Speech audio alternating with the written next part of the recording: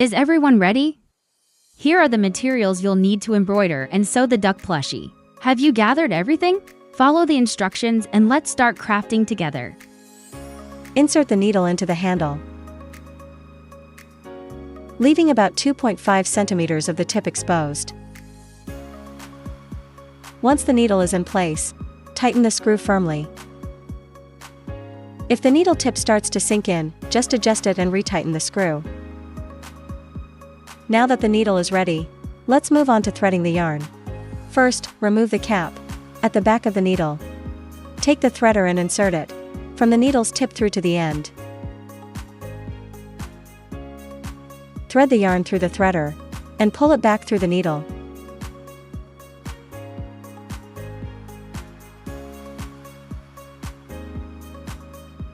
Once the yarn is out at the needle tip, remove the threader. Leave about 5 centimeters of yarn sticking out from the needle. Make sure the yarn goes through the little hole at the needle tip. That's what keeps it from slipping out while you stitch. Let's go through the punching techniques. Always keep that slanted side facing up and pointing in your stitch direction. If stitching upward, make sure the slant points upward. If stitching sideways, rotate the needle in that direction. If stitching along curves, follow the shape with your needle slant. We'll be stitching on the printed side of the fabric surface. Push the needle all the way in, then lift it just above the fabric. Punch again about 2 mm from the previous stitch. Make sure to always insert the full length of the needle. That way, your loops on the back will be the same length. Each stitch should be about 2 mm long, just enough. Avoid making stitches too dense, or it'll get bulky and hard to work with. While stitching, keep feeding the yarn, and don't press down on it. Avoid placing things over the yarn, as that can pull it tight. If it's too tight, the stitches may slip out. When punching a detail, punch outline the shape first.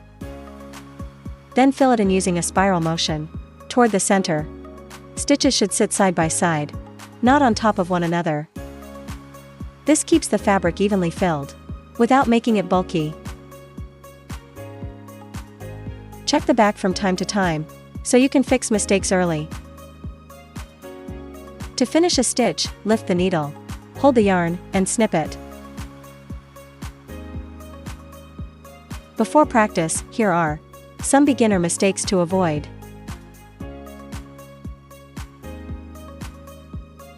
Problem 1. The yarn slips out of the fabric after stitching.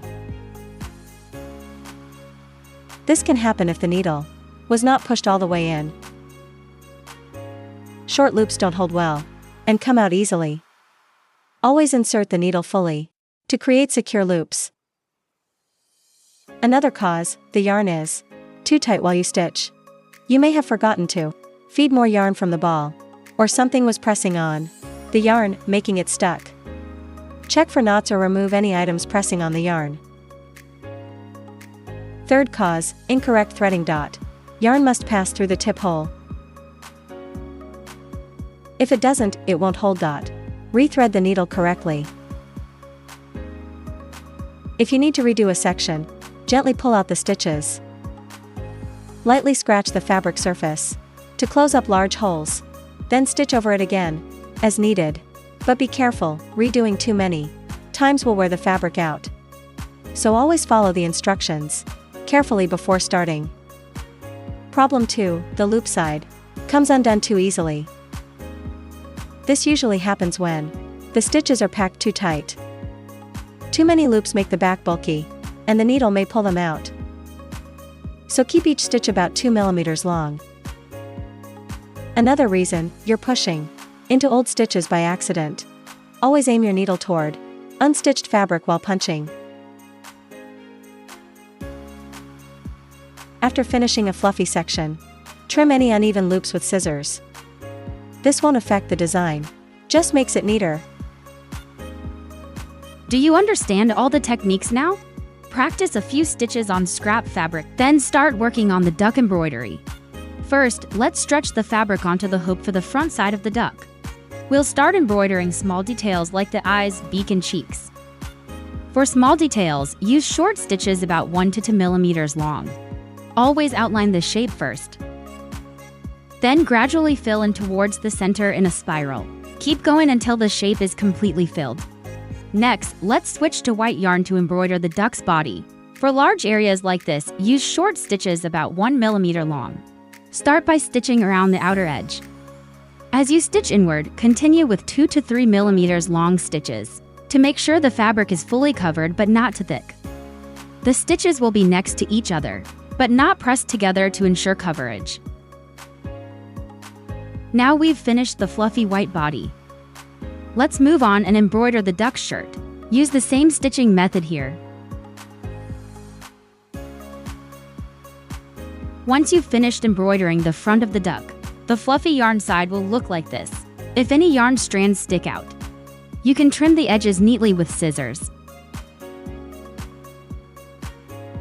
To keep the fabric more firmly fixed and the wool from slipping, apply fabric glue on the front side.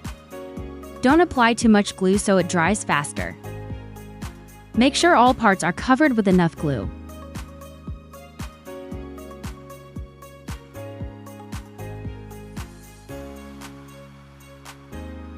While waiting for the front to dry, let's work on the back side of the duck.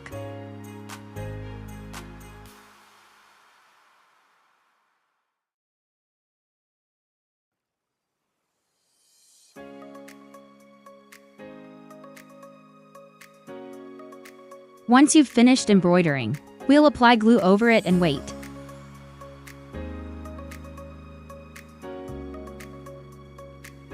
After the glue dries, use scissors to cut out the shapes along the dashed lines marked on the fabric. We'll cut out details like the wings, feet, and headscarf. Next, cut a 70 centimeters length of embroidery thread. Separate two strands and thread the needle. Tie a knot at one end. First, we'll sew on the smaller parts like wings, feet, and headscarf. Align the two sides of each part and stitch them together, using short and dense punch needle stitches along the marked line. It's really simple, just follow along in the video. Leave a small opening so you can turn the part inside out later.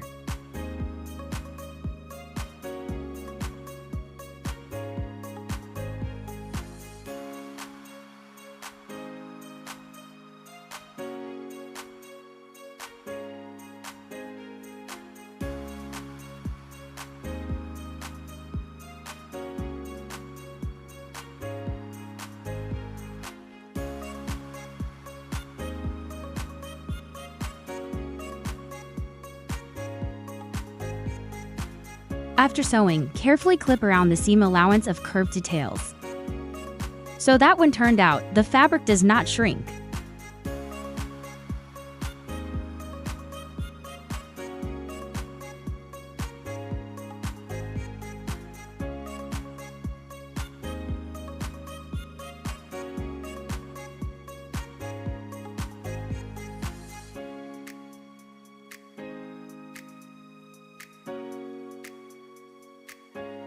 As for the headscarf part, after turning it over, we will sew the remaining part closed with a hidden stitch, so as not to reveal the stitching. The hidden stitch is easy once you get used to it. Watch closely as I demonstrate. Insert the needle just under the edge of the fabric. Then bring it across and stitch into the opposite side. Take small stitches about 3 to 5 millimeters long. Keep alternating from side to side. After sewing a bit, gently pull the thread tight, so the stitches close up neatly without showing.